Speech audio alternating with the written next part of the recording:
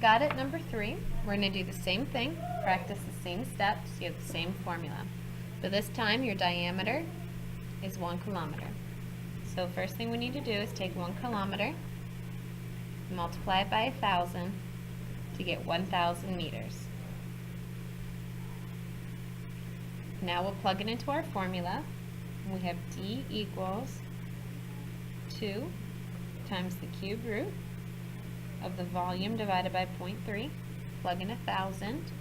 1,000 equals 2 times the cube root of V divided by 0.3. Divide each side by 2. So you get up and over. Dividing by 2. You get 500 equals cube root of V over 0.3. Now you need to cube both sides. To cube both sides, you get 1, 2, 5 with 6 zeros. And that equals V over 0.3. And then you need to multiply by 0.3. And you'll get 375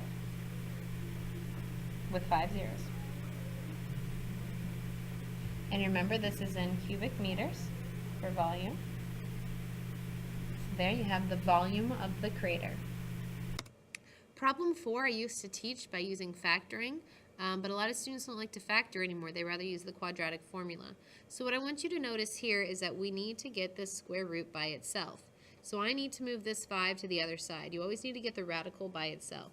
So my new equation is going to be x plus 7 in this radical equals x plus 5, because I had to move this plus 5 over. So when you have an x on the outside and x on the inside, get the radical by itself, the check mark. Get this radical by itself. The next step is to square both sides and to be very careful not to cheat. So we got the radical by itself. I don't know if you want to write down steps. Maybe we should. So the radical by itself. Okay.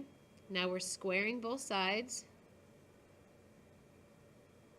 Now be careful here when you square. This side is super easy to square. It just becomes x plus 7. When you square this side, you must write it twice and distribute it together. Do not simply distribute the square and get x squared plus 25. That's a huge mistake. So bring down your x plus 7 and distribute through over here. So we're going to get x squared plus 5x plus 5x plus 25. If you would have just distributed the squared, you would have missed those middle 5 x's.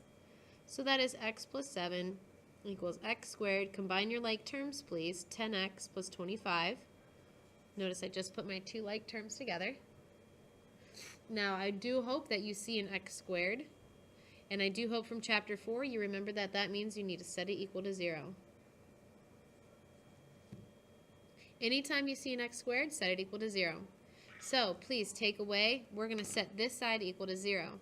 So we're going to move this x and this 7 over right here and right here, just like we did in chapter 4. So now we're going to have a big 0 equals x squared. 10 minus 1 is positive 9x.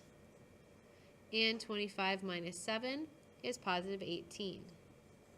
Usually I would factor to solve this, but many students don't like factoring anymore. They just rather use the quadratic formula. So that's what I'll do to accommodate most students. It's opposite b plus or minus the square root of b squared minus 4ac all over 2a. It's perfectly fine if you want to factor that. It would have been x plus 3 and x plus 6 if that's where you're at right now. I'm going to get the inside stuff, minus 4 times a. So the inside of my square root becomes 9. So it's negative 9 plus or minus the square root of 9 all over 2. This is your chapter 4 skills coming into play now. This is negative 9 plus or minus 3 all over 2. All right, let's get our two answers. Negative 9 plus 3 is negative 6 over 2. Negative 3 minus 9 is negative 12 over 2. And our final answers are x equals negative 3 and x equals negative 6. Now if you notice, the title of this particular example was checking for extraneous solutions. So I'm going to guess that one of these does not check back into the original. So I'm going to check negative 3 first. I'm going to do my check up here only because I ran out of room down there. Okay, so here's my check for negative 3. Every time I see an x, I'm going to put in negative 3. Okay, so we have the square root of negative 3 plus 7. And on the outside, a minus 5. And I need to see if that equals negative 3. Well, let's check negative 3 to see if that's right. So I just put negative 3 in for x to check it. I'm trying to find where a good spot for my calculator. There we go. Square root negative 3 plus 7. On the outside of my square root, a minus 5. That gives me negative 3. That tells me negative 3 is, in fact, a solution. Now it's time to check negative 6. So I'm going to put in negative 6 everywhere there was an x in the original. So I made this a negative 6, and I made this a negative 6. Let's check it on the calculator. Hopefully I will get negative 6 because that's what it says I need to get. And I did not. That's because it would be 1 minus 5 is negative 4. So negative 6 is what we call extraneous. While it was a solution, it does not plug back in. So we're going to do this problem above, but I'm going to show you how to do it on your TI-83 or TI-84. Okay. So turn your calculator on and go to y equals. Clear out anything you have in there. We are going to put the left side of the equals on the y1 and the right side of the equals on the y2. So here we're going to do the square root of x plus 7. And then you have to go outside your square root, minus 5. I think you guys have to hit the right button. Yours might look a little different than mine. And the next equation is just x. So I put the left side on y1 and I put the right side on y2.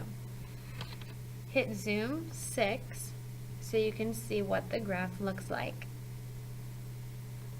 Can you see this point right here where it crosses?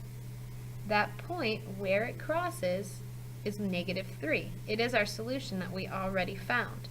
But I want to show you how to use your graphing calculator so you can double check. You hit second, calculate. And we want to see where the two lines intersect, so you hit 5. It is blinking on the first curve, which means it's blinking on the first y equals, hit enter. Now it's blinking on the second y equals, right there, hit enter. Now it wants you to take a guess. So just scroll over a little bit until you're about where it crosses and hit enter.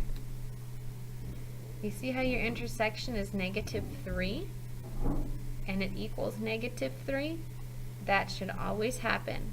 Your answer is negative 3 where they meet. It won't always necessarily equal negative 3 over here though, but it will always equal a negative 3 for your x, and your x is what you're concerned about. What does x equal? Okay, so what they're saying about why it's not negative 6, okay, put a circle around this down here on the graph and say x equals negative 3. It did not cross at negative 6, so x can only equal negative 3. And that's also another reason it cannot equal negative 6.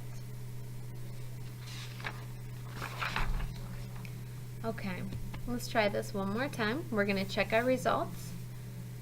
We can check them with a graphing calculator, and we can also check them by plugging it in. There's something in my paper. Okay. Step 1, subtract 3. That gives us the square root of 5x minus 1 equals x minus 3. Now we have to get rid of our square root. To get rid of the square root, we have to square both sides.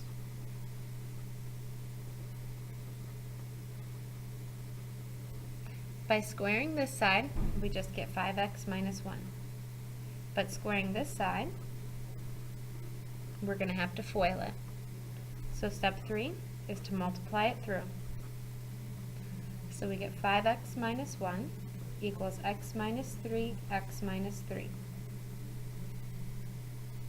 Okay, that's 5x minus 1 equals x squared minus 3x minus 3x plus 9. That's 5x minus 1 equals x squared minus 6x plus 9. Now you see how you have an x squared? That's going to be your step 4, set equal to 0. So I'm going to move over 5x minus 1 by doing minus 5x and plus 1, minus 5x and plus 1. And that's going to give me 0 equals x squared minus 11x plus 10. Try to factor this. Okay, so factor if you can. That's going to be 0 equals x minus 1, x minus 10. And the last thing you need to do is solve. So you get x minus 1 equals 0 and x minus 10 equals 0. X equals 1, x equals 10. Now you need to do your check. Let's check 1. The square root of 5 times 1 minus 1 plus 3 is the square root of 4 plus 3. The square root of 4 is 2 plus 3, and we need that to equal, it says up here, we need it to equal the x that we had. So does 2 plus 3 equal the x that we have? No. 2 plus 3 equals 5. Therefore 1 is not a solution. Check 10. The square root of 5 times 10 minus 1 plus 3. That's the square root of 49 plus 3. That's 7 plus 3. We need to equal the x that we got. Does 7 plus 3 equal the x that we had? Yes. X does equal 10. You could put it in your graphing calculator to prove it. I'm going to do the more difficult problem on one more video.